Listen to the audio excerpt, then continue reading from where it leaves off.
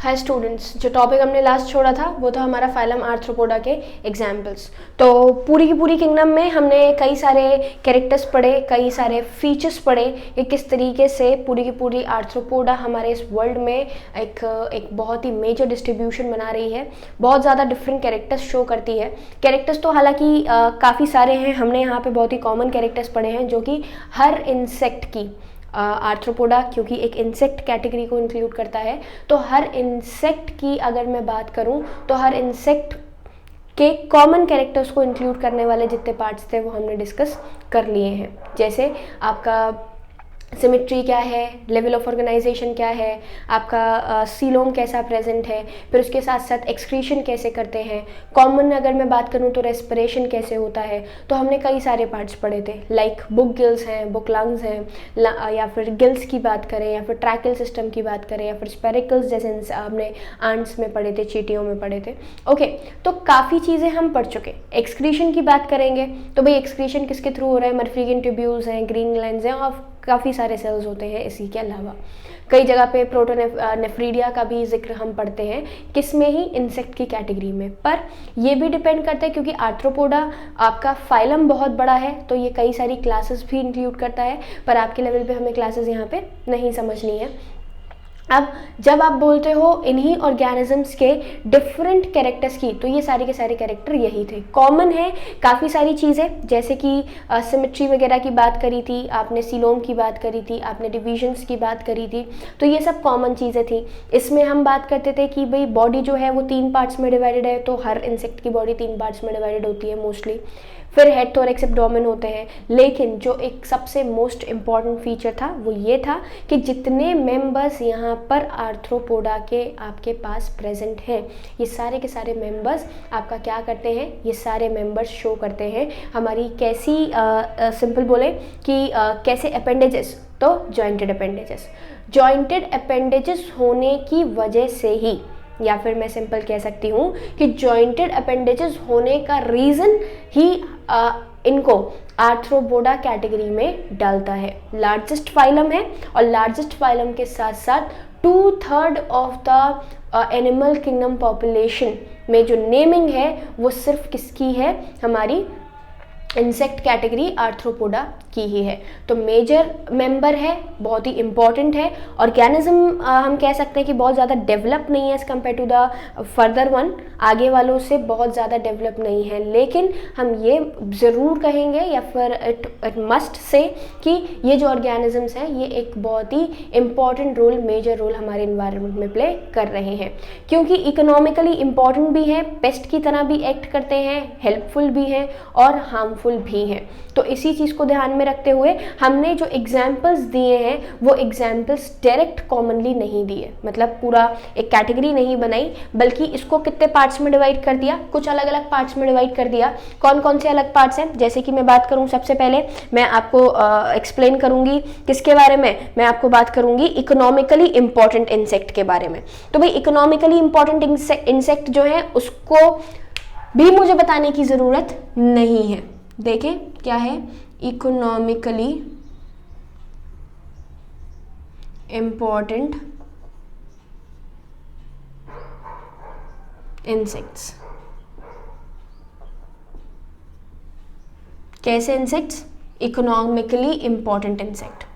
सबसे पहला है आपका हनी बी, बहुत ही कॉमन हम जानते हैं हनी बी, जिसको हम एपिस टर्म से, मतलब अगर मैं आपकी इंडियन हनी बी का बात करूं जो हमारे यहाँ हमें देखने को मिलती है वो एपिस इंडिका है। तो कॉमन जो जीनस दिया जाता है वो एपिस ही है, लेकिन मैं यहाँ पे दोनों टर्म मेंशन कर दे रही हूँ, एपिस इंडिका।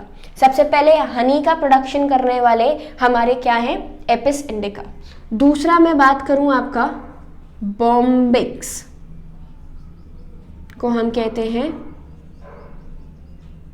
सिल्कवर्म। सिल्कवर्म जो कि सिल्क बनाने का काम करता है। थर्ड में बात करूं हमारा लेसिफर, ये है हमारा लैक, जिसको हम लाख के नाम से जानते हैं। तो जो लाख बनाने का काम करता है वो हमारा लेक इंसेक्ट है। Laccifer, Bombyx, silkworm, honey bee, Apis indica. Okay, तो ये हमारे क्या है, कॉमन सिंपल हम कह सकते हैं सिंपल पाए जाने वाले इंसेक्ट जो कि इकोनॉमिकली हमारे लिए क्या है, इंपॉर्टेंट है। इसके अलावा जैसे ये तो रही बात किसकी, ये बात रही हमारी उन ऑर्गेनिजम्स की जो कि हमें बेनिफिट दे रहे हैं।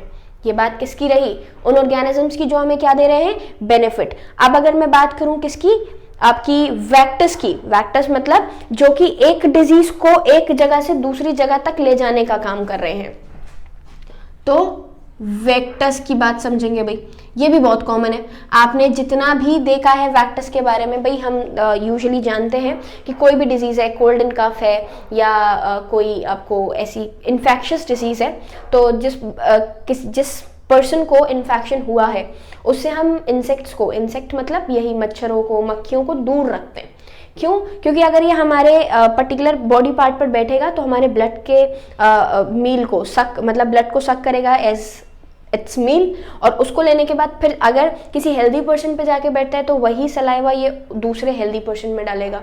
तो एक उस पर्टिकुलर ऑर्गेनिज्म से माइक्रोब को लेके, उस पर्टिकुलर पर्सन से माइक्रोब को लेके दूसरे हेल्दी पर्सन के अंदर इसने क्या करवा दिया, इंजेक्ट करवा दिया। तो इस वजह से ये हमारे जो मच्छर हैं या मस्कीटो वाली कैटेगरीज है, ये कैसे एक्ट करते हैं, ये एक्ट करते हैं वेक्टर्स की तरह। ओके, तो वेक्टर्स में हमारा एनोफिलीज है, मस्कीटो की कैटेगरी है ये सारी। एनोफिलीज की मैं बात करूं तो एडीज मस्कीटो है। एडीज मस्कीटो भी आपका क्या करवाती है, हमारी सिंपल बोले तो वेक्टर की तरह ही एक्ट करती है, और ये है हमारी क्यूलेक्स। ये तीनों की तीनों कौन सी कैटेगरी हैं, 3 of the categories are the mosquitoes. क्या है ये, मच्छर है। ओके, तो सबसे पहले मैंने इकोनॉमिकली इंपॉर्टेंट जो हमारे लिए ज़रूरी है, जो हम इस्तेमाल कर रहे हैं वो इकोनॉमिकली इंपॉर्टेंट हो गया। दूसरा मैं बात कर रही हूँ हमारा वेक्टर, जो कि वेक्टर की तरह एक वेक्टर मतलब होता है एक जगह से एक चीज़ को दूसरी जगह तक ले जाने वाला। तो एक डिजीज़ को एक जगह से उठा रहा है और दूसरे मेंबर के अंदर एंटर करवा देता है। तीसरा मैं बात करूँ आपका किसका, ग्रेगेरियस पेस्ट, बहुत नॉटी पेस्ट जो कि बहुत ज़्यादा डिस्ट्रक्शन क्रिएट कर देता है हमारी किस ग्रेगेरियस पेस्ट लिखा है ये मैंने, हमारे जितनी भी फार्मिंग फील्ड्स होती हैं, इन फील्ड्स के अंदर एक बहुत ही ज़्यादा डिस्ट्रक्शन क्रिएट करने का काम करता है। तो ये जो ग्रेगेरियस पेस्ट है ये हमारा लोकस्टा कहलाता है, जिसको हम लोकस्ट भी कहते हैं। क्या कहते हैं, लोकस्टा या फिर लोकस्ट।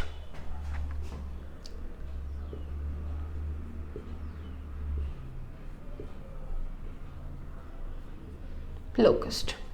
ग्रेगेरियस पेस्ट के बाद अगर मैं बात करूं लिविंग फॉसिल, बहुत पुराना ऑर्गेनिज्म जो कि अब तक चला आ रहा है, अलाइव है, वो कहलाता है हमारा लिविंग फॉसिल, जिसको हम बोलते हैं किंग क्रैब या फिर लिम्युलस भी कहा जाता है। क्वेश्चन लिम्युलस पे ही पूछा जाता है। क्वेश्चन किस पे पूछेगा, क्वेश्चन वो ल्यूमिलस पर ही पूछेगा, लेकिन इसको हम किस नाम से जानते हैं, किंग क्रैब के नाम से जानते हैं। या तो वो बोलेगा living fossil is king crab, या फिर लिम्युलस नाम दे देगा, या कोई भी पार्ट जो है वो आपका एक्सप्लेन कर देगा। क्लियर? तो आप जब भी यहाँ पे किसी आर्थ्रोपोडा के एग्जाम्पल की बात कर रहे हैं तो आर्थ्रोपोडा में आपको कभी भी डायरेक्ट एग्जाम्पल नहीं दिए जाते, हमेशा इंडिकेट करके दिए जाते हैं। कैसे इंडिकेट करके दिए जाते हैं कि भाई ये यूजफुल होगा, हार्मफुल होगा, ग्रेगेरियस होगा या लिविंग फॉसिल। लिविंग फॉसिल पे सबसे ज़्यादा क्वेश्चन पूछा जाता है। Living fossil of insect category, arthropoda category is what, तो हम सिंपल जवाब देते हैं हमारा लिम्युलस। ओके, सो ये क्या था हमारा आर्थ्रोपोडा के एग्जाम्पल। आर्थ्रोपोडा बहुत इंपॉर्टेंट है, बहुत ज़्यादा इंपॉर्टेंट कैटेगरी क्वेश्चंस की लेके जाती है। जैसे एनालिड्स में अर्थवर्म को बहुत डिटेल में पढ़ाया जाता है, जो कि स्ट्रक्चरल और ऑर्गेनाइजेशन में पढ़ते हैं हम। सिमिलरली आपके आर्थ्रोपोडा की कैटेगरी के कॉकरोच को स्ट्रक्चरल ऑर्गेनाइजेशन में बहुत ज़्यादा डिटेल में पढ़ाया जाता है। तो इस वजह से इसका और डिटेल या छोटी छोटी बातें, सेंसेस हैं, डाइजेस्टिव सिस्टम है, एक्सक्रीटरी सिस्टम है, बैलेंस किसके थ्रू मेंटेन कर रहे हैं, ये सारी चीज़ें हम आपके कॉकरोच में बहुत डिटेल में पढ़ चुके हैं। नेक्स्ट फाइलम है हमारी फाइलम मोलस्का।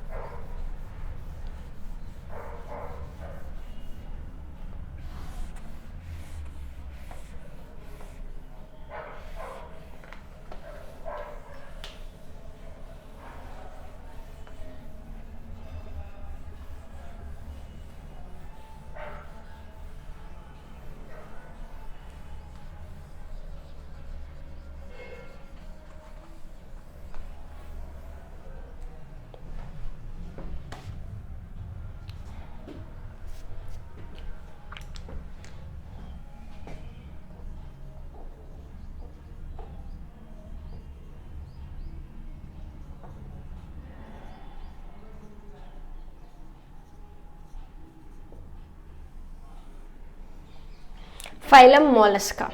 अगेन आर्थ्रोपोडा के बाद मोलस्का का जिक्र कर रहे हैं, तो देख लेते हैं कुछ कॉमन चीज़ें। सबसे पहली चीज़ तो मोलस्का हमारी लार्जेस्ट लार्जेस्ट तो हमारी आर्थ्रोपोडा थी, सेकंड लार्जेस्ट फाइलम हमारी कौन है? मोलस्का। तो सबसे पहला point, second largest phylum. Mollusca हमारी सेकंड लार्जेस्ट फाइलम है। ये मोलस्का के मेंबर, सबसे पहले समझे हम क्या डिस्कस कर रहे हैं। ये हमारी कौन से नंबर की फाइलम है? आर्थ्रोपोडा हमारी 7th थी, मोलस्का हमारी 8th फाइलम है।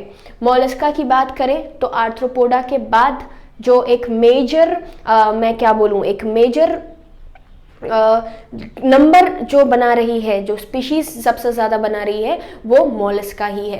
तो इस मोलस्का को हम क्या बोलते हैं? Largest phylum second largest phylum बोलते हैं। अब सबसे इंपॉर्टेंट जो चीज़ हम हमेशा पढ़ते आ रहे हैं वो है कॉमन नेम। मोलस्का को मोलस्का के नाम से ही जानते हैं, कोई दूसरा कॉमन नेम नहीं है। लेकिन अगर बात की जाए इनकी हैबिटेट की, क्योंकि अब सिंपल आप मोलस्का के मेंबर्स को बहुत ज़्यादा नहीं जानते हैं, तो समझ लेंगे। सबसे पहले तो मैंने बोला आपकी सेकंड लार्जेस्ट फाइलम है। सेकंड लार्जेस्ट फाइलम के बाद आप देखेंगे भाई दूसरा पॉइंट जो है इंपॉर्टेंट वो ये है कि जो मोलस्का है उनका हैबिटेट क्या है। तो मोलस्का एक ऐसे मेंबर्स हैं जो कि टेरेस्ट्रियल भी हैं और एक्वेटिक भी है। तो मैंने क्या बोला? मैंने आप लोगों को बोला मोलस्क आर टेरेस्ट्रियल और एक्वेटिक। या तो टेरेस्ट्रियल है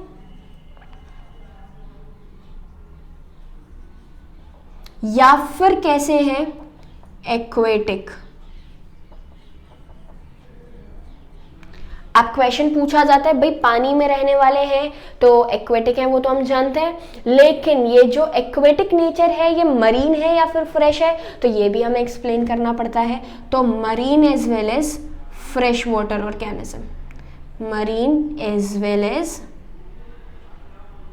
फ्रेश वाटर।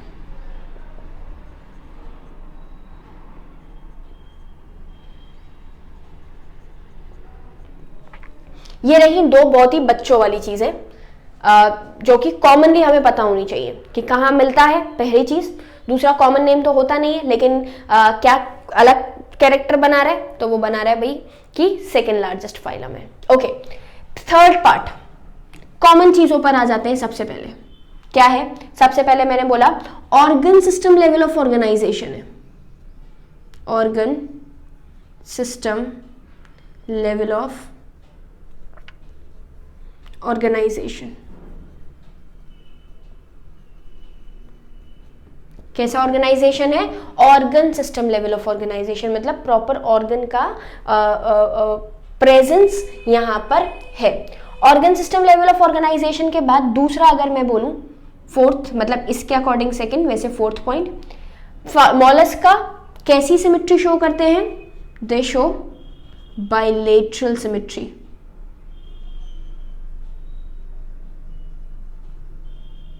कैसी सिमेट्री शो कर रहे हैं? बायलेटरल सिमेट्री शो कर रहे हैं। तो बायलेटरल सिमेट्री को शो करने वाले मेंबर्स को, बायलेटरल सिमेट्री को शो करने वाले ऑर्गेनिजम्स को हम मतलब बेसिकली कैसे जानते हैं? The organism which can be splits into the two equal halfs from the single radial plane only. Triploblastic है, कोई डाउट नहीं है भाई। 8th मेंबर पढ़ रहे हैं तो कैरेक्टर्स में तो डेवलपमेंट होगा ही होगा। ट्रिप्लोब्लास्टिक के साथ साथ प्रॉपर सीलोमेट भी है, लेकिन कैसा सीलोम? सीलोम है हमारा, सिंपल बात करें तो साइजोसीलोम। फिर जैसे आर्थ्रोपोडा में, एनलिड्स में हम बॉडी प्लान की बात कर रहे थे, तो बॉडी प्लान यहां पर कैसा है? Tube with in tube body plan, tube with in tube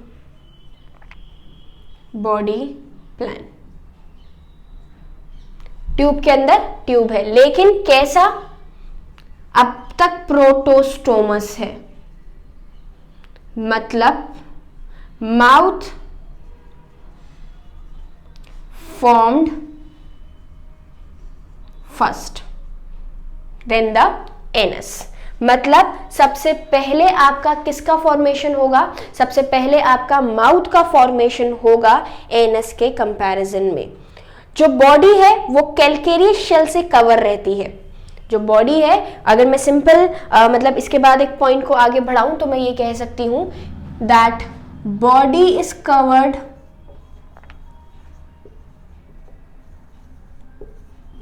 with body is covered with calcareous shell। किससे कवर्ड है? कैलकेरियस शेल से कवर्ड है। क्लियर? क्योंकि भाई सॉफ्ट बॉडीड ऑर्गेनिजम्स हैं, मोलस्का की बात करें तो इनकी बॉडी सॉफ्ट होती है, तो एक कैलकेरियस लेयर से ये क्या होते हैं? हमेशा कवर्ड होते हैं। ठीक है, और अनसेगमेंटेड है, कोई सेगमेंटेशन, जैसे आर्थ्रोपोडा, एनलेडा में आपने सेगमेंटेशन पढ़ा, आर्थ्रोपोडा में आपने सेगमेंटेशन पढ़ा, यहां पर आपको सेगमेंटेशन नहीं पढ़ना होता। तो मैंने क्या लिखा है 8 पॉइंट? अनसेगमेंटेड। सेगमेंटेशन नहीं है, लेकिन मैं 9th बोल सकती हूं डिस्टिंक्ट इनटू हेड, सेकेंड आपका मस्कुलर फुट, मसल्स का इनिशिएशन हमने कहां से पढ़ा था? एनेलिडा से पढ़ा था। Okay, muscular foot, Annelida sorry Aschelminthes, muscular foot and visceral hump. विस्ट्रल मतलब 3 पार्ट्स में डिवाइडेड है हमारी बॉडी, जिसको हम बोलते हैं हमारा क्या? जिसको हम बोलते हैं हमारे 3 पार्ट्स। सबसे पहला है, मतलब बॉडी डिवाइडेड नहीं है लेकिन क्या कर रही है? लेकिन लगातार, मतलब बेसिकली एक 3 सेगमेंट्स में डिवाइड हो रही है, जिसको हम हेड, मस्कुलर फुट या फिर विस्ट्रल हम कहते हैं। अब जो एक मतलब इन्हीं विस्ट्रल हम से कनेक्टेड एक soft spongy layer of skin जो है, वो एक मेंटल, मतलब एक सॉफ्ट, बिल्कुल मैं मतलब कह सकती हूं कि एक सॉफ्ट सी स्पॉन्जी लेयर स्किन की क्या बनाती है? एक मेंटल का फॉर्मेशन करती है। मैं यहां पे एक सेंटेंस लिखती हूं, a soft and spongy, soft spongy layer of skin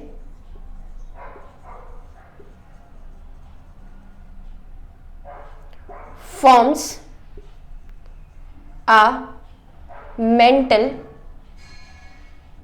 over the visceral hump। आपने ऑक्टोपस देखा होगा, कार्टून्स वगैरह में भी ऑस्वर्ल्ड के नाम से एक आता है। ये इसके मस्कुलर फुट हैं, हेड, मस्कुलर फुट, और इसी के बीच एक फैट की डिपोजिशन जिसको हम विस्ट्रल हम कहते हैं, तो उसके ऊपर एक सॉफ्ट स्पॉन्जी लेयर आके डिपॉजिट हो जाती है, जो कि क्या बनाती है? हमारा मेंटल बनाती है। तो मैंने क्या बोला?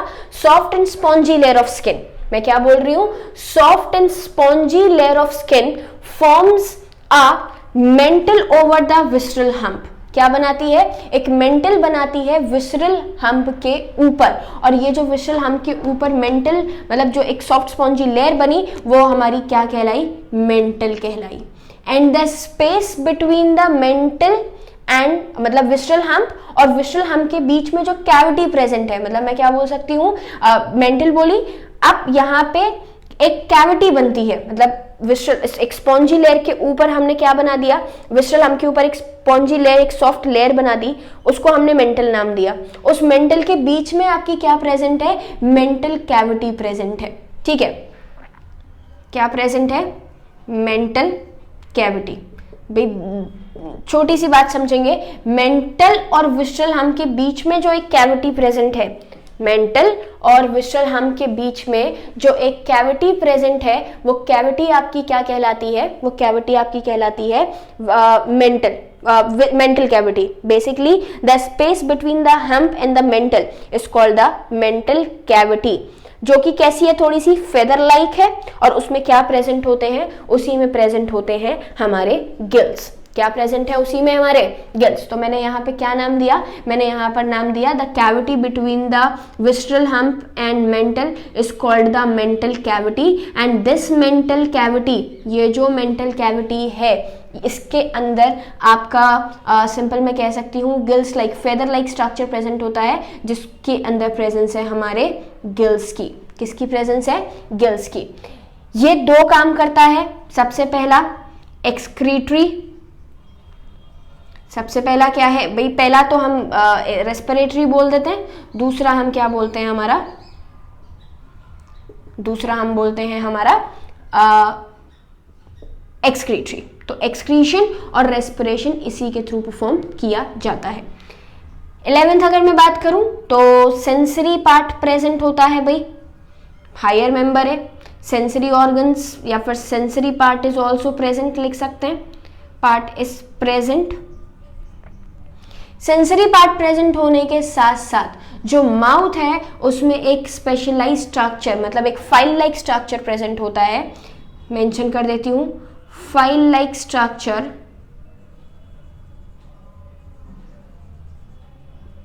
Present on the inside the mouth. मतलब मैं ये कह सकती हूं कि जो माउथ है उसमें in the mouth file like structure present है, किसके अंदर, माउथ के अंदर, जो कि क्या कहलाता है, जो कि कहलाता है कॉल्ड या फिर नोन एज रेड्यूला। रेड्यूला बहुत इंपॉर्टेंट है, इस पे क्वेश्चन पूछ लिया जाता है। फाइल लाइक ऑर्गन, और ये फाइल लाइक ऑर्गन को हम रेस्पिंग ऑर्गन भी कहते हैं, या तो फाइल लाइक ऑर्गन कहिए या फिर क्या कहिए, रेस्पिंग ऑर्गन कहिए, बात एक ही है। तो क्या जवाब दिया, मैंने आप लोगों को बोला कि जो हमारे मोलस्का है, मोलस्का की ये जो मैंने आपको ये वाले पार्ट बताए ये सबसे इंपॉर्टेंट है। बॉडी एक हार्ड कैल्केरियस लेयर से कवर्ड होती है, अनसेगमेंटेड है लेकिन डिस्टिंक्ट है 3 रीजन्स में, हेड में, मस्कुलर फुट में, विस्ट्रल हम्प में। ये ऑक्टोपस इसका एग्जाम्पल है तो मैंने यहाँ पर बना दिया है। ओके, इसके साथ साथ बॉडी जो विस्ट्रल हम्प में जो डिवाइड हुई, उस विस्ट्रल हम्प के ऊपर एक सॉफ्ट स्पॉन्जी लेयर बन जाती है, वो हमारी मेंटल कहलाती है। And the cavity between the mental and the विस्ट्रल hump is called the mantle cavity. उसके अंदर feather like structure gills present होते हैं। वो गिल्स दो काम कर रहे हैं, एक तो रेस्पिरेशन, क्योंकि गिल्स है तो रेस्पिरेशन होगा सबसे पहला काम, और दूसरा अगर हम बात करें तो दूसरा काम है हमारा excretion. Okay, respiration and second is your excretion. Next बात करी सेंसरी, जो टेंटिकल्स हैं वो भी प्रेजेंट होते हैं इनके पास, यही मस्कुलर फुट की जो बात कर रहे हैं। फिर हम बात करें tube with in tube body plan था लेकिन प्रोटोस्टोमस है। लास्ट में सबसे इंपॉर्टेंट, लास्ट नहीं है, हम रिप्रोडक्शन भी पढ़ना है अभी इसमें हमें, लेकिन ये जो फाइल मतलब माउथ के अंदर इनसाइड द माउथ या फिर basically mouth contain a file like respiring organ, जिसको हम क्या कहते हैं, रेडिला कहते हैं। Mouth contain file like respiring organ, file simple file जैसा एक रेस्पिंग ऑर्गन है जो कि किसी भी चीज को सिंपल बोले अट्रैक्ट करने के लिए या फिर डिवीजन के लिए यूज किया जाता है। तो फाइल लाइक रेस्पिंग ऑर्गन है जिसको हम रेड्यूला बोलते हैं। जो मेंबर्स हैं वो डाइशियस होंगे, डाइशियस मतलब वही male and female will be found on the other organs, मतलब अलग अलग जगह पे मिलेगा। दूसरा अगर मैं बात करूं तो डाइशियस डेवलपमेंट जो होता है वो इनडायरेक्ट होता है, लेकिन मेंबर्स ओविपेरस ही होते हैं। मेंबर्स आर ओविपेरस, सबसे पहले मैंने बोला डाइशियस है, मेल और फीमेल तो अलग ही होंगे लेकिन ओविपेरस ऑर्गेनिजम्स हैं। और डेवलपमेंट कैसा होता है, डेवलपमेंट होता है हमारा इनडायरेक्ट। एग्जाम्पल इसके कई सारे हैं, लाइक पाइला, पिंकटडा, सेपिया, लॉलिगो, ऑक्टोपस, वही सी है, टस्क शेल, काइटन, ये सब बहुत सारे एग्जाम्पल्स है तो मैं यहाँ पर मेंशन कर देती हूँ एक बार।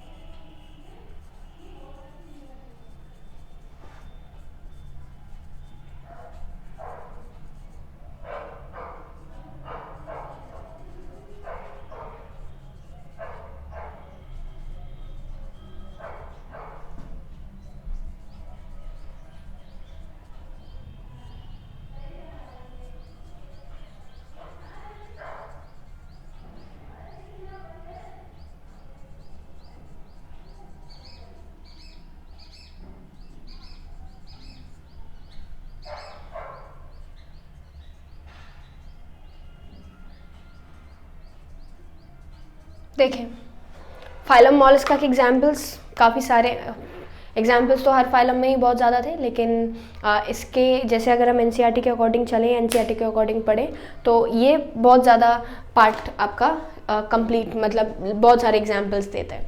सबसे पहले हमारा पाइला बहुत इंपॉर्टेंट है, जिसको हम एप्पल स्नेल कहते हैं, इस पर बहुत क्वेश्चन पूछा जाता है। पिंगटड़ा, that is our your pearl oyster, जिसमें हम पर्ल्स का जो आपके मोती होता है उसका फॉर्मेशन करते हैं। लॉलिगो स्क्विड बहुत इंपॉर्टेंट है, इस पे कई सारे एक्सपेरिमेंट कराए जाते हैं हमारे सिंपल जो बीएससी वगैरह होते हैं उसमें। पाइला, पिंगटड़ा, लॉलिगो। ऑक्टोपस तो आपका एक बहुत ही कॉमन मेंबर है जिसको आप बहुत अच्छे से जानते हो, that is devil fish. Octopus को हम क्या कहते हैं? Devil fish. डेविल फिश के बाद हमारा Aplysia sea hare, common names पूछे जाते हैं। Chaetopleura, that is chiton, Chaetopleura chiton, and Dentalium, that is tusk shell. तो ये पूरे के पूरे मोलस्का के कॉमन एग्जाम्पल हैं जो कि लर्न करने के लिए बहुत ज़्यादा इम्पॉर्टेंट है। मतलब आप जब भी बात कर रहे हैं हमारे किसकी, मोलस्का की, तो मोलस्का के जितने मेंबर्स हैं ये सारे के सारे मेंबर्स ये एग्जाम्पल जो है कॉमन शो करते ही करते हैं। ओके, नेक्स्ट फाइलम है हमारी फाइलम इकाइनोडर्मेटा। इनके पास एंडोस्केलेटन ही है कैल्केरियस सेल्स का, इस वजह से इकाइनोडर्मेटा नाम दिया गया है। इकाइनोडर्मेटा का जो टर्म है वो एक्सप्लेन किया गया है स्पाइनी बॉडी से। चले देखते हैं अब इसमें क्या क्या सिस्टम है या क्या क्या पार्ट ये इंक्लूड करता है।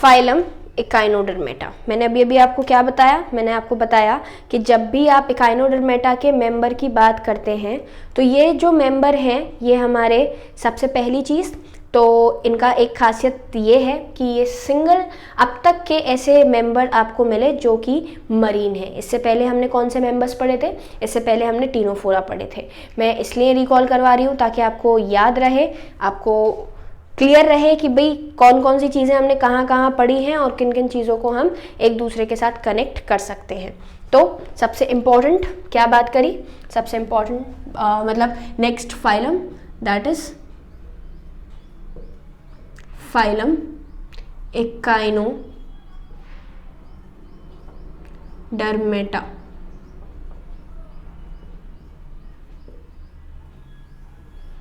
इंपॉर्टेंट बात हम क्या कर रहे थे? ये एक ऐसा मेंबर है जो कि टोटली मरीन है। ऐसा हमने एक जगह और पढ़ा था, वो था टीनोफोरा में। सीडेंट्रेट्स के बाद, नेडेरियंस के बाद हमने एक मेंबर पढ़ा था टीनोफोरा। वो टीनोफोरा मेंबर्स ऐसे मेंबर्स थे जो कि टोटली या फिर मैं बोल सकती हूँ मरीन थे, मतलब सिंपल टर्म्स में बोले मरीन थे।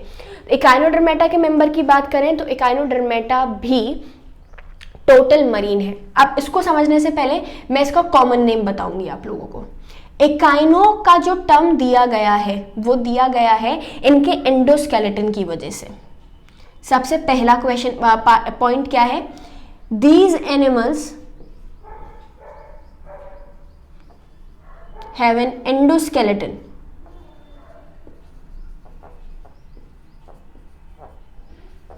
Of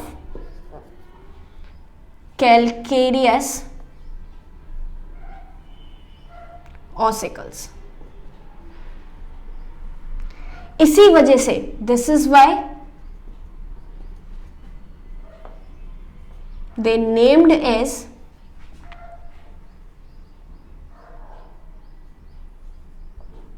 echinodermata। भाई आपको अब लगना चाहिए कि एकाइनोडर्मेटा, क्योंकि एंडोस्केलेटन है कैल्शियम का, इस वजह से आपने नाम दिया है।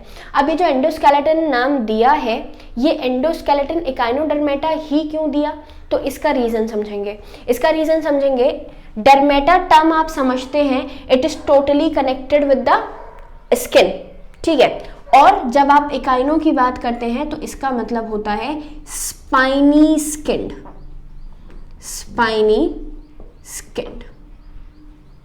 कैसे ऑर्गेनिजम्स है, डर्मेटा का मतलब होता है डर्मिस, डर्मिस मतलब हमारी स्किन, तो इनकी जो स्किन है वो कैसी है, स्पाइनी है। तो स्पाइनी स्किन होने की वजह से इनको क्या नाम दिया गया है, हमारा एकाइनोडर्मेटा नाम दिया गया है। दूसरा पॉइंट मैंने क्या बोला, मरीन ऑर्गेनिज्म, एक्सक्लूसिवली मरीन, जैसे हमने कहाँ पढ़ा था, टीनोफोरा में, मरीन ऑर्गेनिजम्स ओनली। सिर्फ कहाँ मिलेंगे, सी वाटर में मिलेंगे, सी वाटर के अलावा आपको ये कहीं भी नहीं मिलते। थर्ड अगर हम बात करें तो वही organ system level of organisation,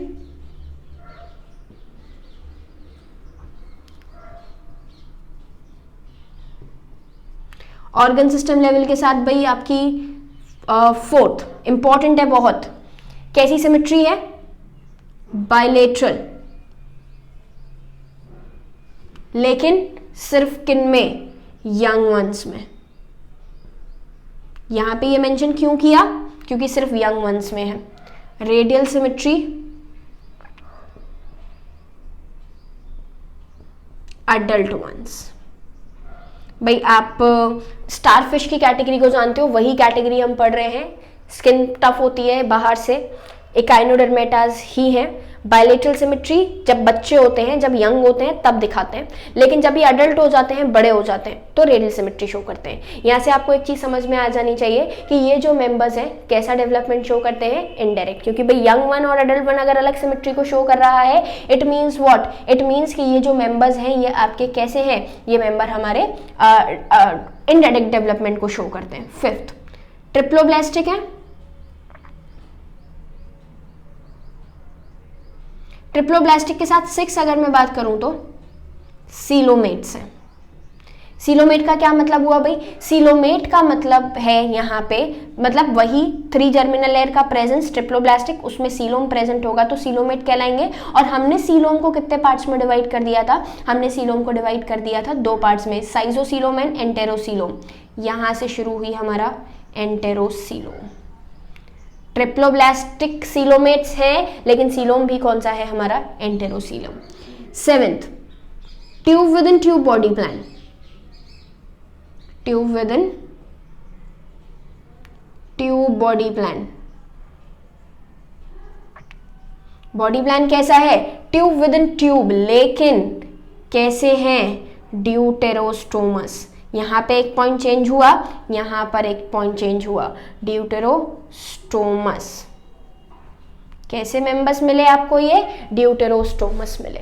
okay, ड्यूटेरोस्टोमस के बाद अगर मैं बात करूं तो जो आपका सिंपल बॉडी है उसके ऊपर स्पाइंस की प्रेजेंस होती है। डाइजेशन की बात करें तो भाई डाइजेशन वही आपका सिंपल हम क्या कहते हैं जो कंप्लीट है, माउथ और एनस दोनों, tube with in tube body plan बता दिया मैंने आपको।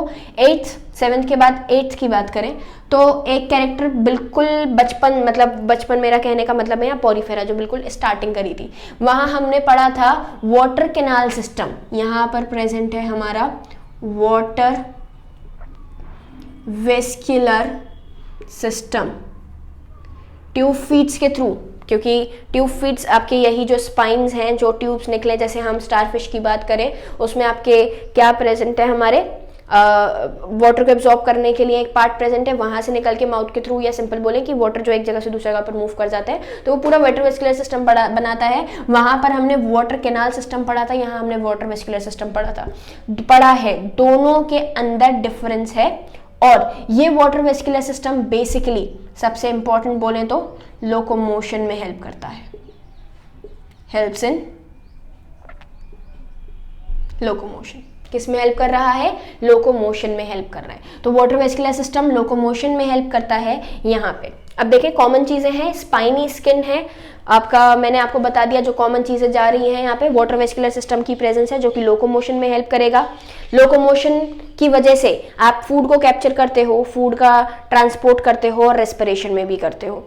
एक्सक्रीटरी सिस्टम एब्सेंट है क्योंकि मरीन ऑर्गेनिजम्स है, सिंपल डिफ्यूजन के थ्रू हम रिमूवल कर देते हैं। सेक्सेस सेपरेट है, रिप्रोडक्शन सेक्चुअली है क्योंकि सेक्सेस हैं तो भाई सेक्चुअल रिप्रोडक्शन ही होगा। फर्टिलाइजेशन ज्यादातर एक्सटर्नल होता है और डेवलपमेंट जो है इनडायरेक्ट है। फ्री स्विमिंग लार्वा, मतलब जो लार्वा है वो पानी के साथ बहता इधर उधर जाता है। एग्जाम्पल स्टारफिश, सी अर्चिन, एंटडोन, तो कई सारे पार्ट्स हैं। तो क्या क्या पढ़ रहे हैं हम, मैंने अभी अभी आपको बताया कि डाइजेस्टिव सिस्टम का भी कॉमन चीजें हैं, बहुत ज्यादा डिटेल में नहीं पढ़नी। एक इंपॉर्टेंट पार्ट जो है वो वही वाटर वेस्कुलर सिस्टम है जो कि लोकोमोशन में हेल्प करता है। लोकोमोशन से आप फूड कैप्चरिंग करते हो, लिख देती हूं मैं यहाँ पे, फूड कैप्चरिंग की बात हो रही है, ठीक है। फूड कैप्चरिंग के बाद अगर हम बात करें तो फूड कैप्चर के अलावा रेस्पिरेशन में भी हेल्प करते हैं। Okay, respiration. नेक्स्ट देखेंगे 9th, सेक्सेस दोनों के कैसे हैं, sexes are separate. Fertilisation external, indirect development and indirect development के साथ साथ आप क्या कहेंगे, आप ये कहेंगे कि जो लार्वा बन रहा है वो मूवेबल है, मतलब from one part of one place to the another. अब इसके क्या है हमारे example, sea urchin, sea anemone. जैसे आपका सी के नाम से टर्म दिया जाता है तो वो एग्जाम्पल कैसे पूछेगा, लाइक सी अर्चिन, सी एनिमोन, मेंबर नहीं है इसका, लेकिन फिर भी एक साथ देके पूछेगा कि भाई कौन सा मेंबर आपका एकाइनोडर्मेटा है, तो उसका जवाब आपको देना पड़ेगा।